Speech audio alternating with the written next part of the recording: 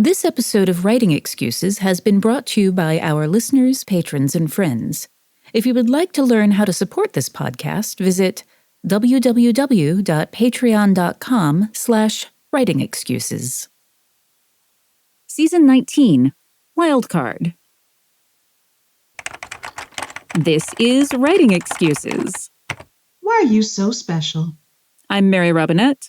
I'm Erin. I'm Howard.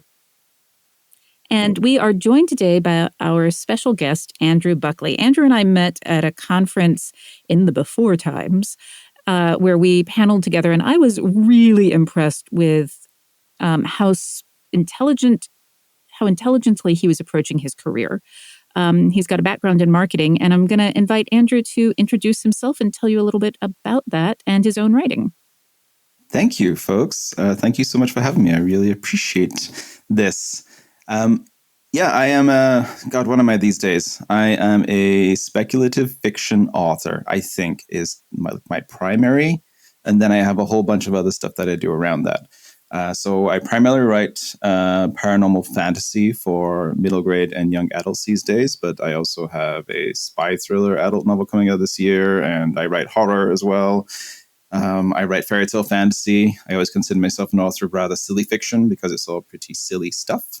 But considering my influences are, Douglas Adams and Terry Pratchett and Monty Python and those kinds of things, it sort of makes sense, I think. I also do a fair amount of speaking about writing. I probably spend more time talking about writing than actually writing these days. But it pays better, so that's why I enjoy doing it. So I travel around to different conferences and I talk about writing and publishing and storytelling. And I also have a background in marketing, which is what I did for the better part of 15 years. And so I kind of rolled that into a few different things. And I'm starting to speak at marketing and business conferences this year about how to incorporate story and how it can be used to break down barriers, how it can be used for communication, and how it can be used to tell an effective brand story. And I think that's it. This is just one or two things that you do, not a whole lot. Oh, sorry. Okay. I write stuff. No. Mary Robinette was using the sarcasm. Yeah. I'm like, you don't do much. You don't do much at all. No. I realized that the modern authorial career path looks a lot like a non-symmetrical, multifaceted solid where every face of it is a side hustle. Yeah. It's just a bucket of side hustles, and you tumble the die, and it's not random because the sides are, we're not talking about a symmetric shape. But yeah, what comes up on that face is what's got to be done today. Yeah, we've talked before on the podcast about diversifying your income stream if you're planning on trying to do the full-time, quote unquote, writer thing. But Andrew has this very, very specific background that. So we're going to kind of be talking a little bit about what it means to be building a career as an author in today's day and age, how conferences play into that, kind of the whole sort of gamut of what it means to be an author. And one of them is that brand story that Andrew mentioned, the why you so special? Like, why is it important to be able to talk about yourself? Yeah, well, I mean, I think these days it's such a difference from not only the before times when, you and I met, Mary Robinette, but like from, 20 years ago, pre-social media, popularized internet, you kind of have to talk about yourself these days. You have to put yourself out there, whether you're published with an indie press or you're self-published or you're with one of the big ones. You still have to talk about yourself all the time. And so building a brand around yourself, I think, is probably really important these days. It's kind of impossible to just sit behind a keyboard and tap away anymore. You kind of have to put yourself out there, which is terrifying for somebody who, like me, who is by nature an introvert. So having to all of a sudden be an extrovert was a bit of an eye opener and not something I really expected. And to the point where if like 16-year-old me could see me, poor kid would have a heart attack. This is not what I expected when I decided to be an author at all. I'm kind of curious when you actually start, like, when should you start, like, kind of talking about why you're so special? Like, is this something that, you talked about all the different things you could be doing, self-publishing, big five publishing, like, is this something you wait until your book is out? Is it something you do from the moment you're born, you come out of the womb? Like, when should you start telling your brand story? Directly out of the womb. Just the second you hit that air. I'm currently teaching a marketing course for authors for a company in Calgary, and those students are all at various stages in their career. A couple just got signed with an agent. One person is published. A few others just aren't even there yet. They're still working on their thing. But the point is, today, you kind of have to start that brand story and telling people about why you are so special before you're ever even there, before you've finished writing whatever you're writing, before you've even approached agents or publishers or decide to self-publish. You kind of have to do it so early now, because if you don't, then by the time you get to that point, you're way behind already. So now you have to start talking about who you are and what you do and why you do it. And all these students are asking, well, what do I share? I'm like, everything. It's human experience. Everybody's just craving everybody else's human experience now. Their story, what makes them different, what they do, what they write, what they're creating. It's, really delving into the artistry of it all. But you've got to start. As soon as you decide this is a thing you want to do, you need to start right away. And I do want to draw a line under the as soon as you decide this is a thing you want to do, because while we're talking about building your career as a writer, there are a bunch of different ways a career can take shape. So if you're hearing us talk about this and you're like, I don't want to do any of that, you can still build a career that will it just will look different than the career of someone who is choosing to engage in these ways.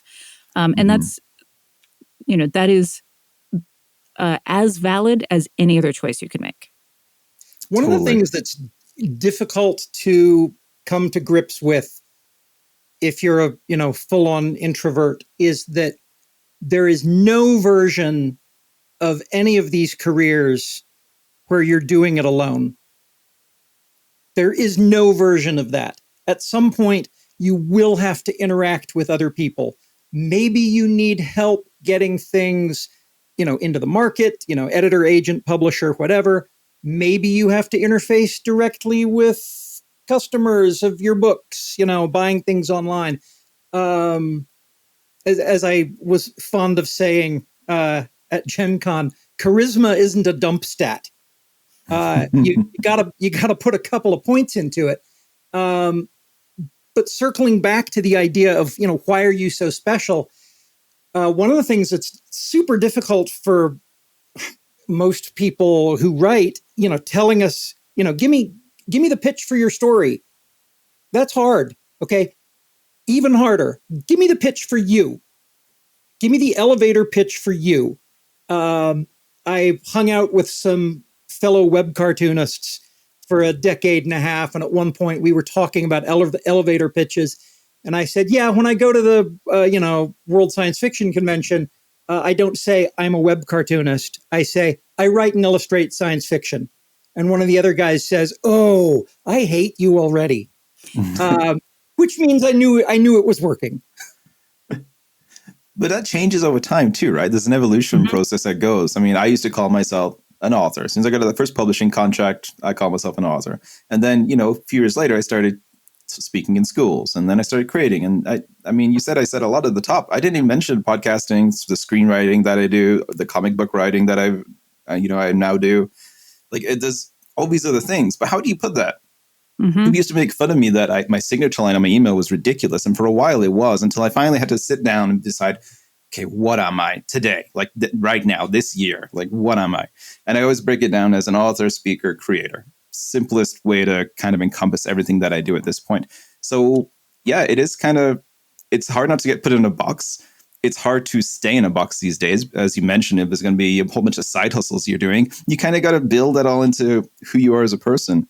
And who you are might change based on where you are, what event you're at as well. Because, I mean, there's obviously going to be, some places where you are a screenwriter, and some places that you are a comic book writer, and some places that you're an author of paranormal fiction, and some places where you're talking about marketing or business and communication theory. Like it's It's all it's like I said, it's a real collection of side hustles. That's a really good way to describe it. I'm suddenly thinking of it as like 4 side hustles in a trench coat. And you just have to decide like which one gets to be the one on the top that's doing the speaking, but they all are required to propel you through life. Yeah, this pleases me because also clearly all of the side hustles are weasels and just structurally unstable when standing on each other's shoulders. They don't have shoulders. I like that analogy too. This is a great podcast for analogies. It's like we're writers. In the interest of trying to wrap your head around what do I say about myself? We've said tell them everything, but there are times when you just need to be short and you just need to own the fact that you're only going to tell people one thing. Now, this is a terrible example because it's Neil Gaiman and it's 20 years ago. My buddy Jim met Neil at a party and it was a loud party. And Jim said, "Hi, I'm Jim Zub. I work for Udon Comics doing, whatever."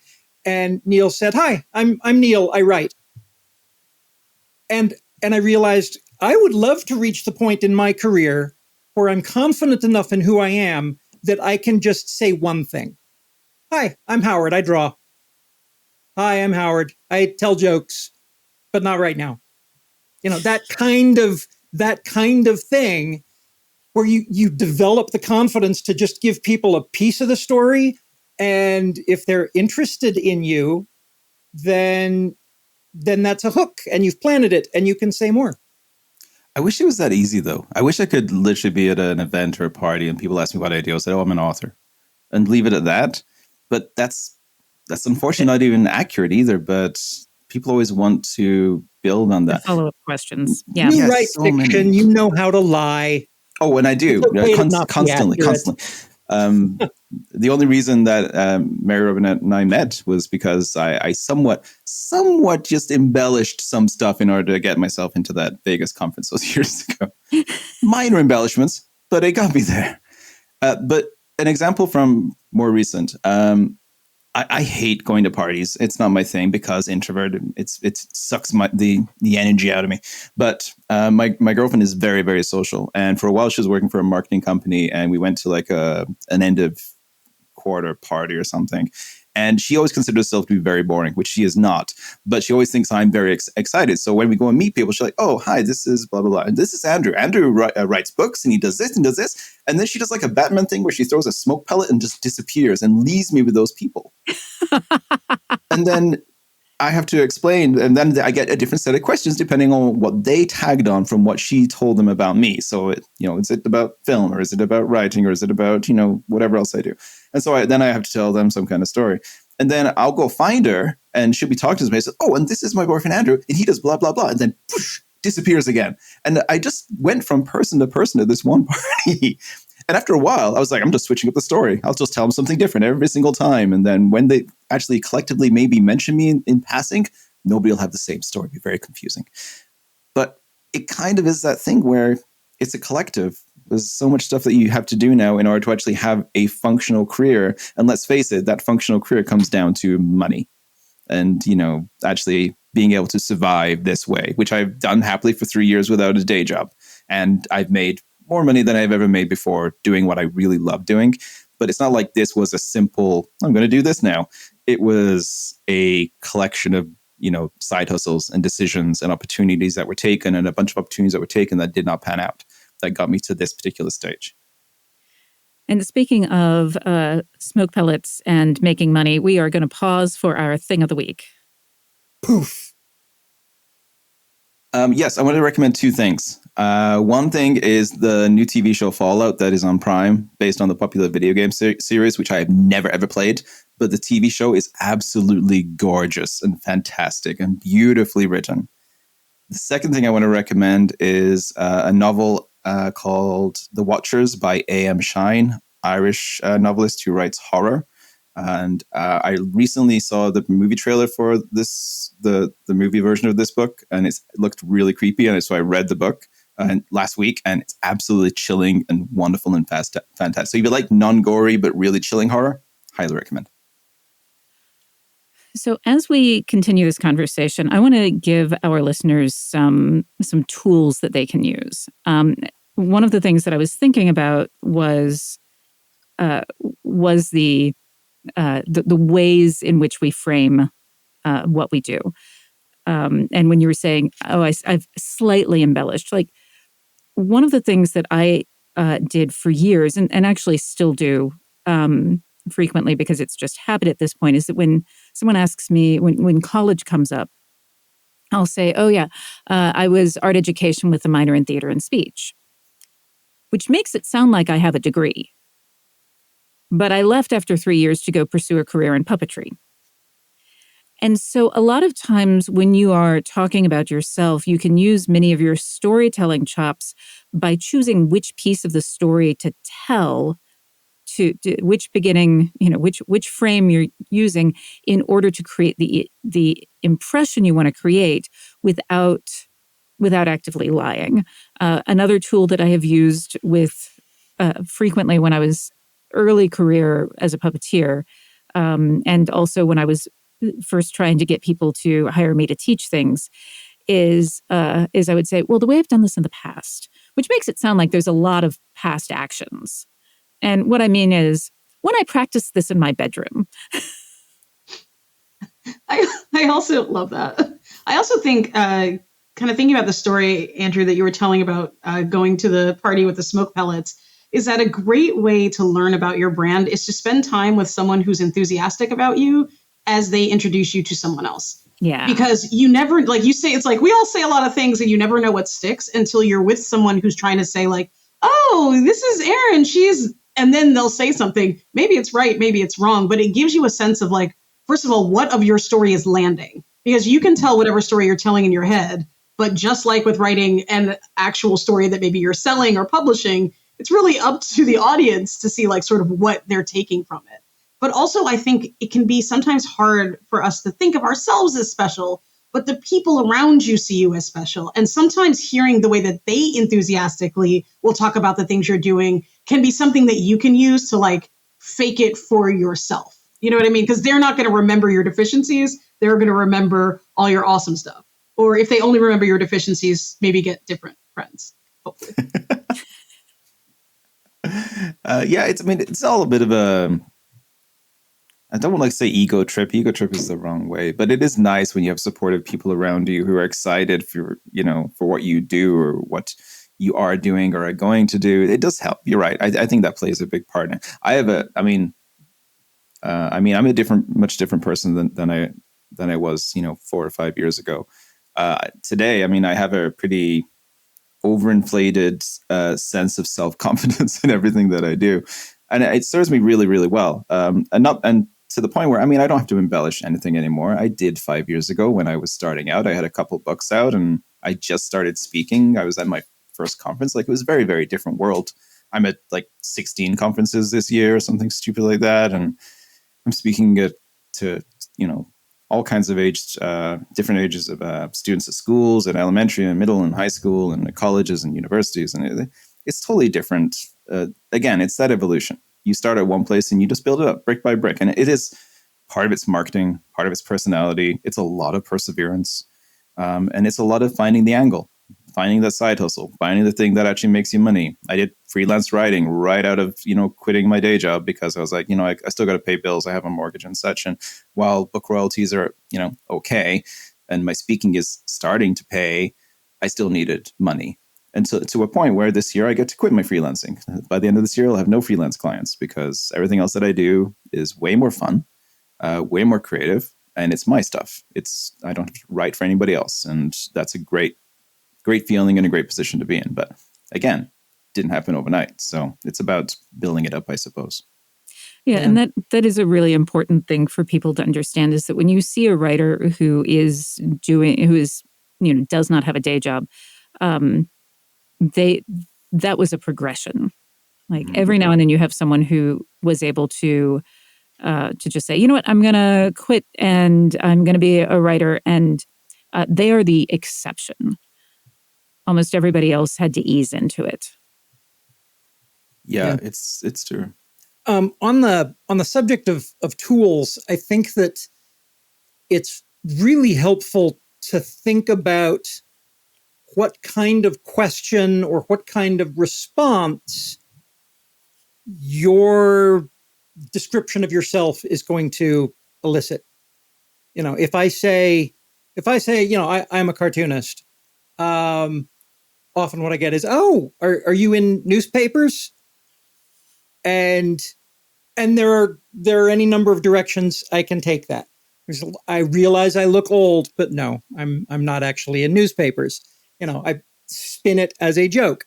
The write and illustrate science fiction, or just saying, I'm an author.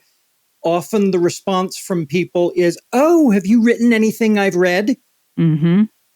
I love that one because I can turn around and say, "Well, it depends. I've only written about 20, 25 books. How many books have you read?"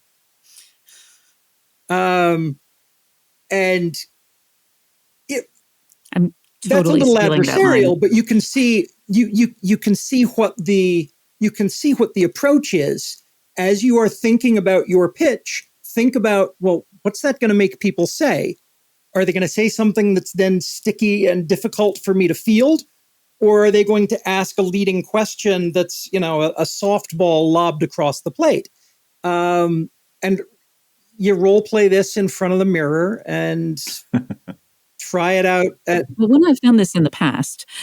When I've done this in the past, exactly. And it's like, you talk in the mirror, I talk to my cat, when I'm preparing to speak, like I'll, deliver it. When I didn't have enthusiastic friends, I imagined how enthusiastic friends might describe me if I got any. And so I think a lot of these things, it's true. So I think a lot of these things can happen at any point. Like, you know what I mean? I think sometimes we can compare ourselves to the best version of ourselves we wish we were. The accomplished extrovert making your way through a conference, having the perfect line for everyone, and doing exactly what you need to do and say. And the truth is that most people, maybe this sounds bad, don't remember you that long after they meet you unless they need you for something or they fell in love with you at that moment. And so if you meet 10 people and say 10 different things to them and 9 of them you felt completely awkward about, most of those were forgotten. The person moved on to the rest of their life and you learned something. And then maybe that 10th one that really sticks is the one that you go, okay, let me try that again another time. And so I think it can feel so awkward while you're doing it. And from the outside, it looks much smoother than I think, at least I don't know about the rest of you, feel internally getting through all of it. I will say that one of the more comforting things about where I am in my career is that the number of people that I have had come up to me and say, "Oh, we met and I was so awkward." And I'm like, I have no memory of any of this. And I'm like, oh, okay, I can just be a complete goober and no one will know. But it's the content piece, right? I mean, it's the inundation with all the noise and everything else. I mean, I remembered Mary Robinette because I'd never seen anybody do a keynote with a puppet that made people cry. And literally made people cry. And so that stuck in my brain that was just before COVID occurred, really, the year before. And it stuck with me to the point where I had the chance to reach out to Mary Robinette again years later. Like I jumped at the chance. But not everything sticks in your brain. You don't remember everybody you meet. You don't remember everything you meet. I mean, I was at a middle school in the Lower Mainland last week, and one kid was like, "Are you famous?" I'm like, "Yes, in my own right." In that I have sold tens of thousands of books for sure. And there are kids who email me all the time, but would I walk out onto any stage anywhere and be like, that's Andrew Buckley? No chance. Absolutely not. Never. Because success doesn't necessarily equate with fame and vice versa either. Like it just doesn't work that way in today's day and age. We absorb the exact same amount of content in one single day that somebody living in the 1600s absorbed in their entire lifetime. We can't be expected for people to remember us or remember our work and see that this cacophony of noise that we've created for ourselves. Like, it's just the way that it is. So what you do, you try and carve out whatever your slice is. You take a certain amount of risk assessment and decide, this is what I'm going to do, and this is what I'm not going to do, and decide which side hustles work for you and which don't work for you. And it's a little bit of trial and error. Yeah.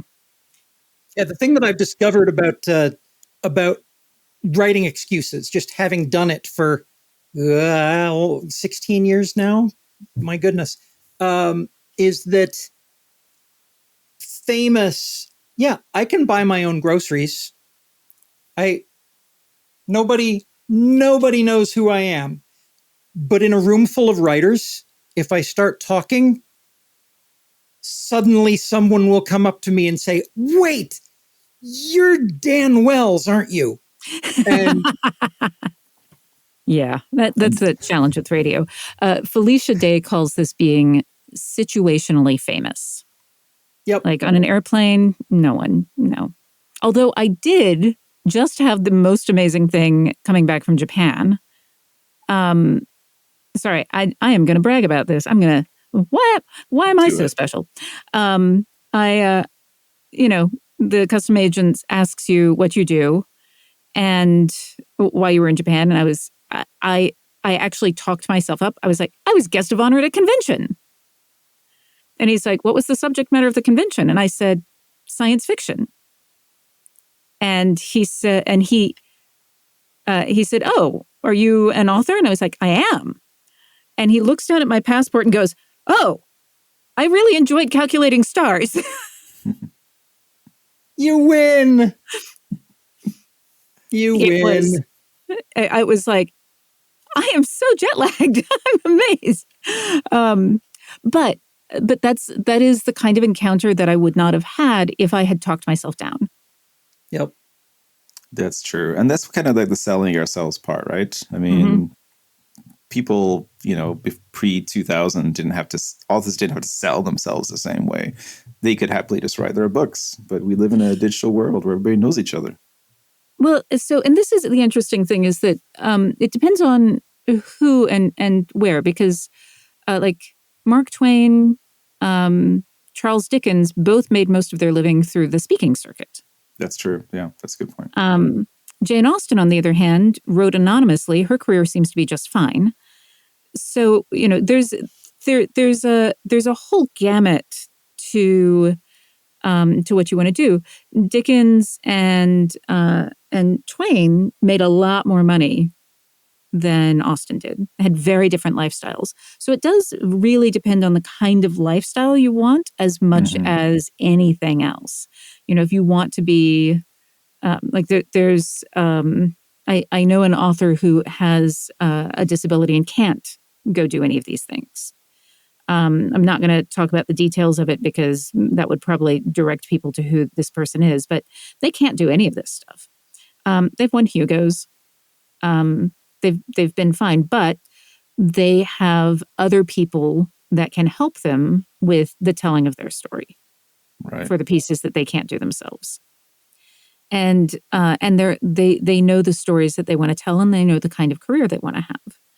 So I guess for me, as we are starting to wrap this up, this is a thing for you to be thinking about, listeners, like what career do you want to have?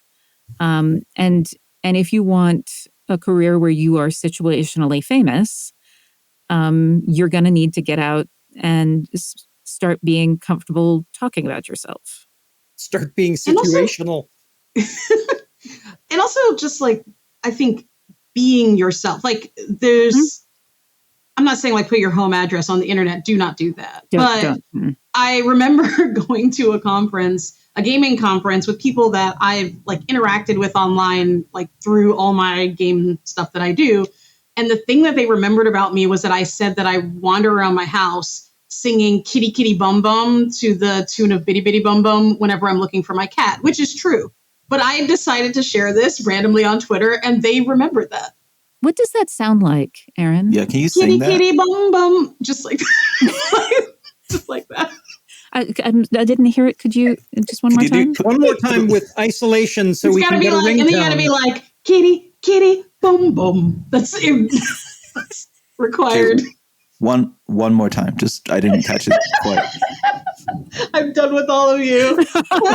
But honestly, of everything I said on today's podcast, how much do you think people will remember this instead of everything else I've said? Because it's completely legitimate to who I am as a human. And I think I'm hoping ultimately that's what people want. They want I'm human hoping that connection. our engineer Alex remembers to send that isolated to me as a ringtone. Yes. Oh my God. Can we please have that as a ringtone? That'd be so much fun. And this is how Erin discovered her marketing brand. On that note, I think it's time for us to go to homework. Andrew, I think you have some homework for us. I do. And it seems kind of generic now I'm thinking of it. But, in terms of what we talked about, building your own career, what I want to set as homework for your listeners is that, try something that scares you. Everything that I have done over the last 3 years since I said goodbye to a steady paycheck was based on a certain amount of risk assessment and deciding, should I do this? Should I not do this? If I do this, what's the pros? If I do it, like, what are the cons? And really evaluating. And I did a lot of stuff that scared me to, figure out what it was that I wanted to do and could do. So it is kind of broad, but I encourage you to try and do something that scares you. If that is public speaking, that's putting a video of yourself on social media. If it's, trying to write something that, ordinarily you wouldn't write because you're kind of fearful of how, your ability to do so. Just try something new and something that actively you're afraid of. See how it goes. This has been Writing Excuses. You're out of excuses. Now go write. Have you ever wanted to ask one of the Writing Excuses hosts for very specific, very you-focused help? There's an offering on the Writing Excuses Patreon that will let you do exactly that. The private instruction tier includes everything from the lower tiers, plus a quarterly one-on-one Zoom meeting with a host of your choice. You might choose, for example, to work with me on your humorous prose, engage Dongwan's expertise on your world building, or study with Erin to level up your game writing. Visit patreon.com/writing excuses for more details. Writing Excuses has been brought to you by our listeners, patrons, and friends. Your hosts for this episode of Writing Excuses were Erin Roberts, Mary Robinette Kowal, and Howard Taylor, with special guest Andrew Buckley. This episode was engineered by Marshall Carr Jr., mastered by Alex Jackson, and produced by Emma Reynolds. For more information, visit writingexcuses.com.